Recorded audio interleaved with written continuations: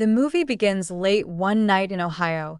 Rose and her husband Christopher are frantically searching for their adopted daughter, Sharon, who often sneaks out while sleepwalking during her nightmares. Rose runs through the forest under a bridge and finds Sharon standing dangerously close to the edge of a cliff. Sharon stares downward, having a vision of a fiery place and a girl inside, softly whispering the word home. Before Sharon can jump, Rose tackles her to the ground. Meanwhile, Christopher barely avoids getting hit by cars while rushing across the road to join them. Sharon thrashes on the ground, repeatedly murmuring home and Silent Hill, as she always does during these episodes. The next morning, Rose tells Sharon that they'll go to Silent Hill to confront her troubling visions, despite Sharon having no memory of what she says while sleepwalking. Later, when Christopher returns from work, he tries calling Rose, but she doesn't answer. Concerned, he checks her computer and discovers she's been researching Silent Hill, a ghost town in West Virginia known for its underground fires. That evening, Rose stops at a gas station and notices Sharon's once cheerful drawings have turned into disturbing images, including a strange cross. When Rose asks Sharon about it, she panics, unable to recall drawing them. As Rose comforts her, Officer Sybil watches nearby. Inside, Rose asks the cashier for directions to Silent Hill, but is told the road no longer leads there. Adding to her frustration, her credit card is declined. Rose calls Christopher, who admits he blocked the cards, insisting Sharon would be better off in a hospital with medication. Rose counters that medication has never helped and abruptly hangs up. Outside, Officer Sybil approaches Sharon to check on her, but Sharon has been taught to avoid strangers.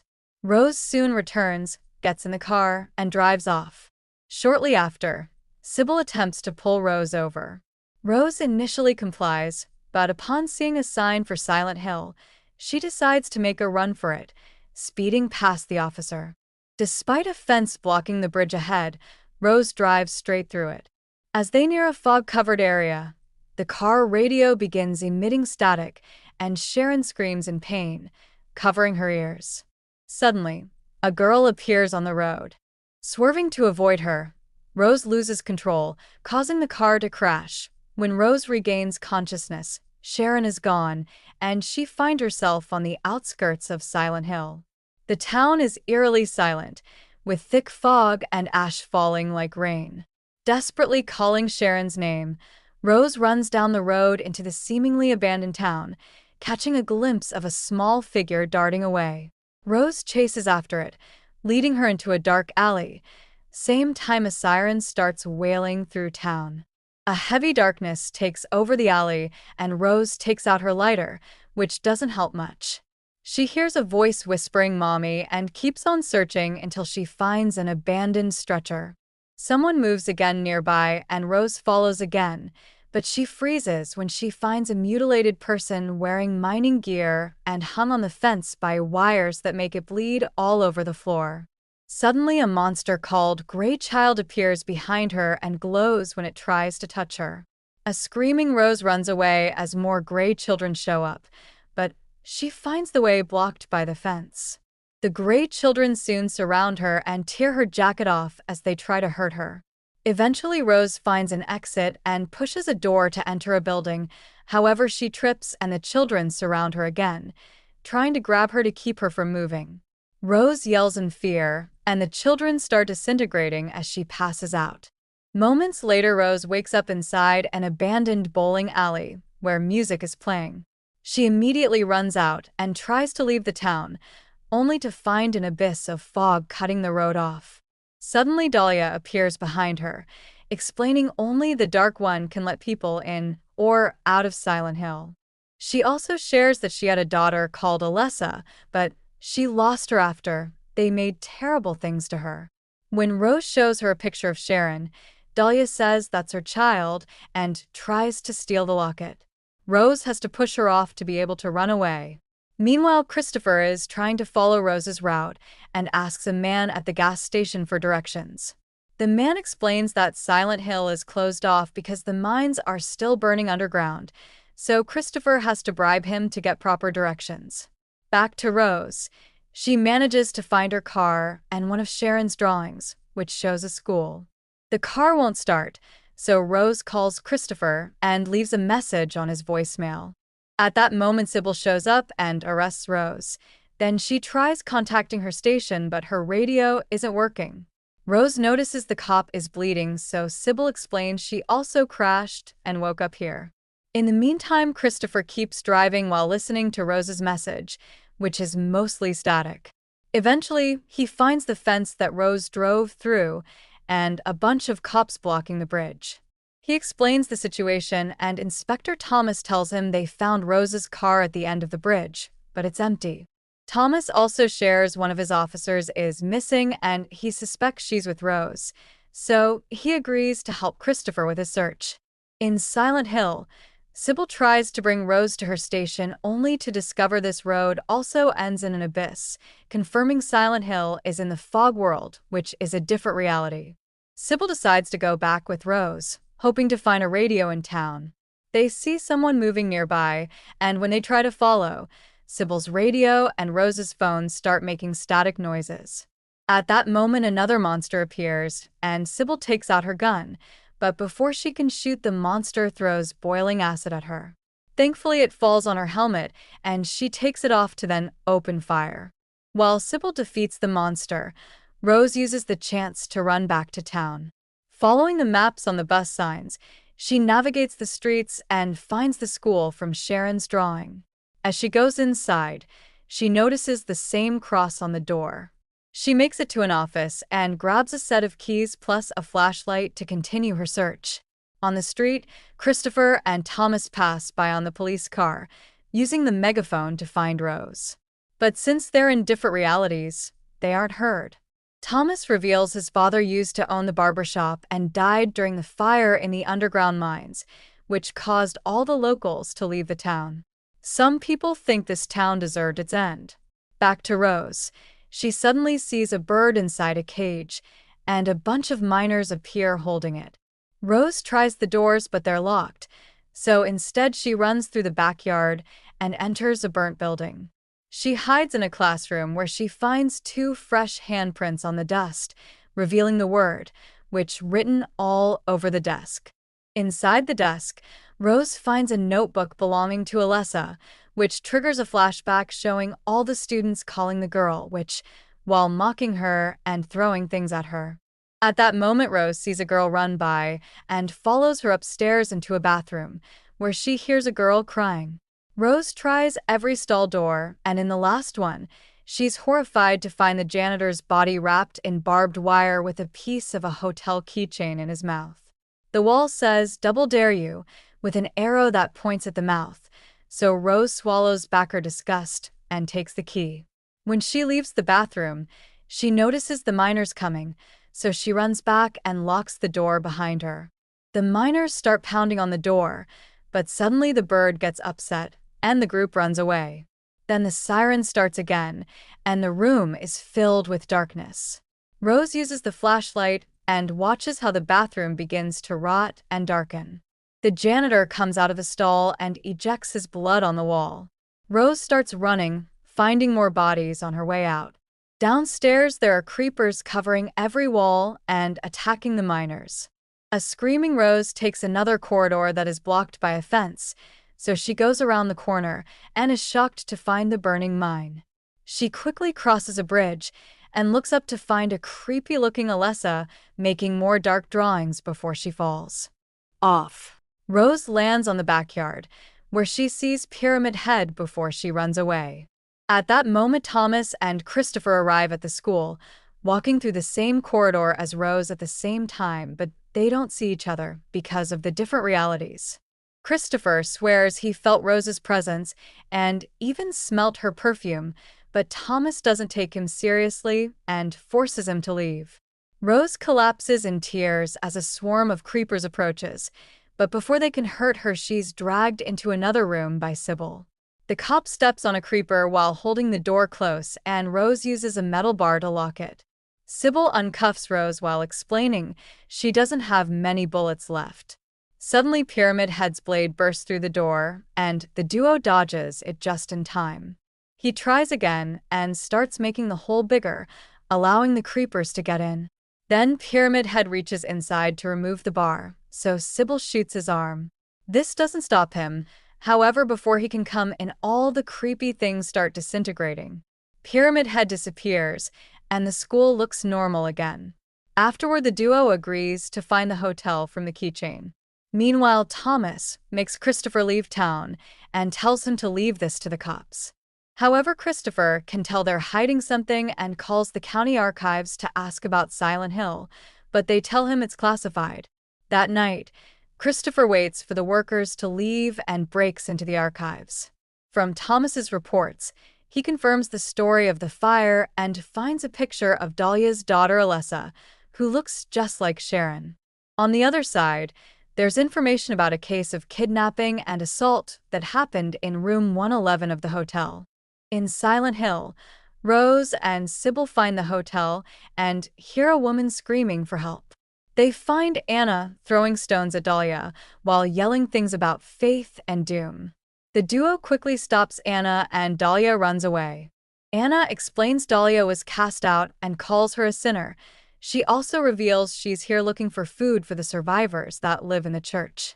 Rose takes a knife from her while noticing the weird cross on the floor, and Anna clarifies it's the symbol of their faith.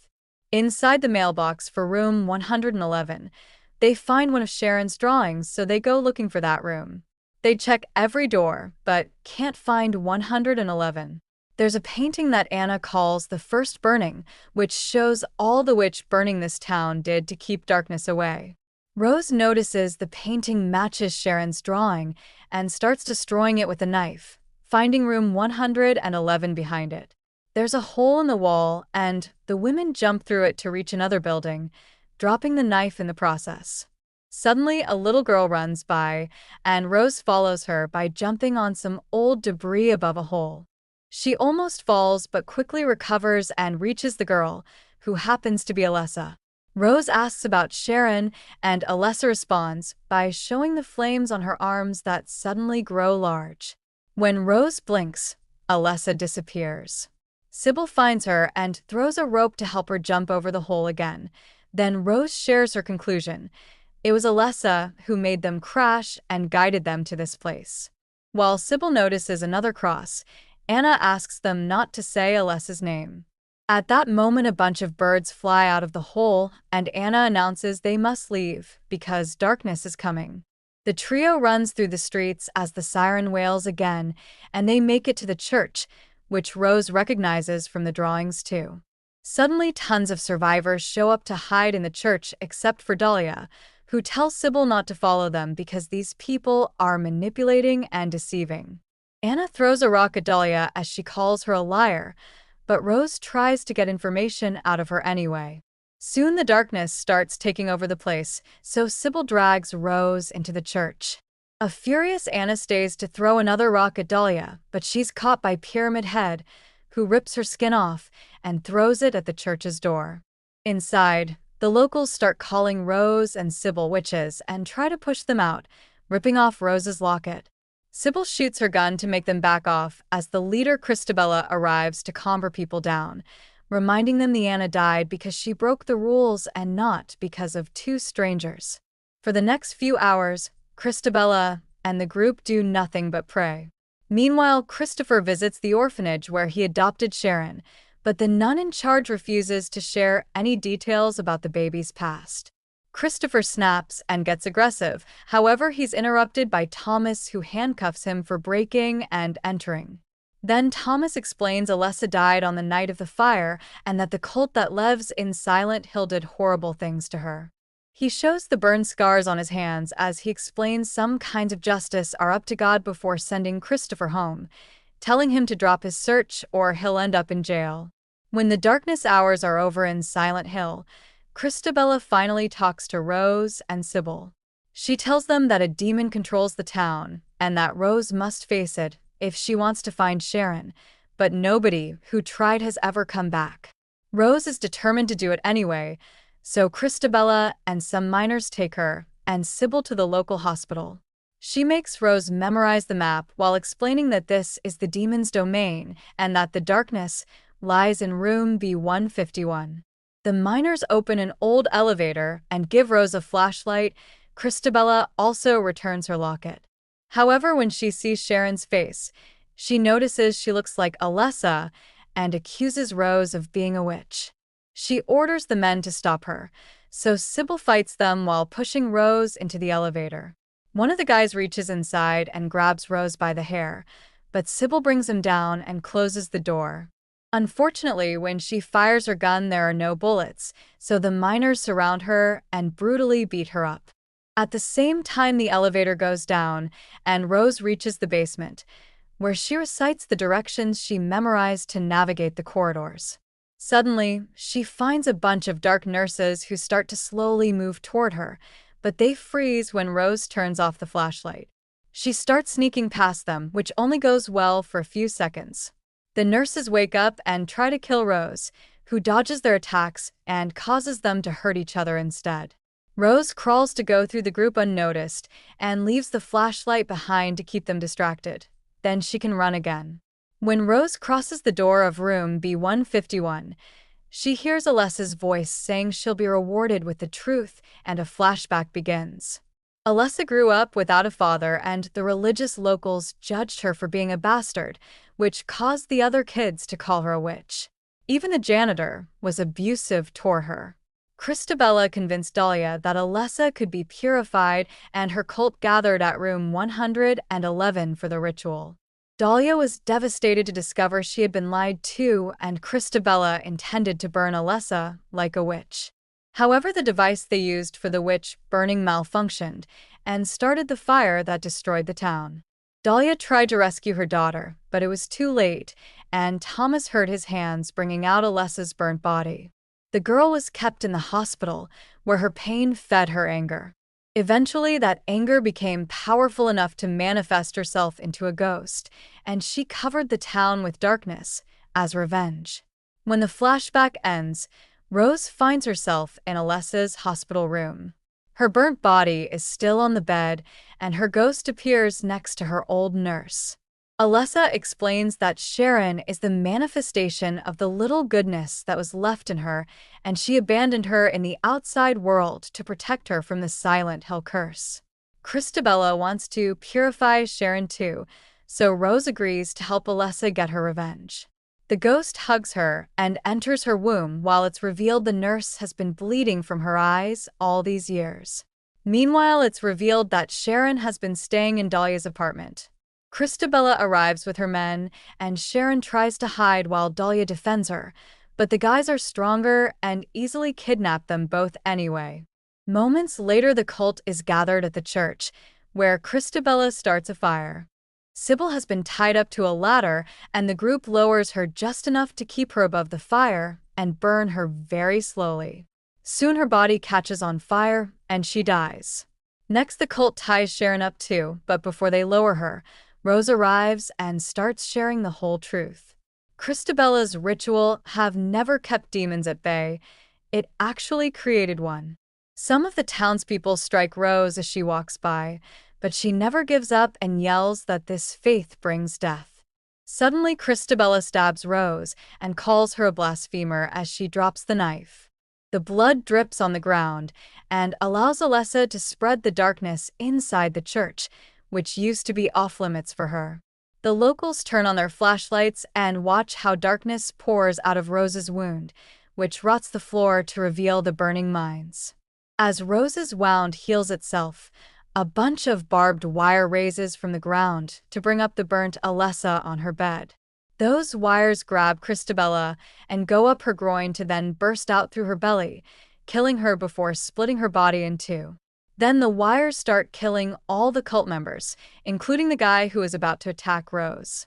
While Dahlia admires what her daughter has become, Rose saves Sharon and takes her to a corner, where the girl sees ghost Alessa approach her before passing out. Minutes later, sunlight enters the church, which is now clean and empty except for Dahlia, Rose, and Sharon. Dahlia questions why Alessa didn't kill her, and Rose responds, saying that in a child's eyes, a mother is like God. Afterward, Rose and Sharon return to their car, where Sharon finally falls asleep peacefully, free of nightmares. As Rose drives, she tries to leave a message at home, but all that comes through is static. Meanwhile, Christopher, napping in their home, suddenly awakens with a strange feeling that someone is near. At the same moment, Rose and Sharon pull up to the house. Christopher steps outside but finds no one there, even though his family has entered the house. This reveals that Rose and Sharon are still trapped in the fog world, because no one ever truly escapes Silent Hill. Thanks for watching the video. Please like, share, and subscribe my channel for more videos.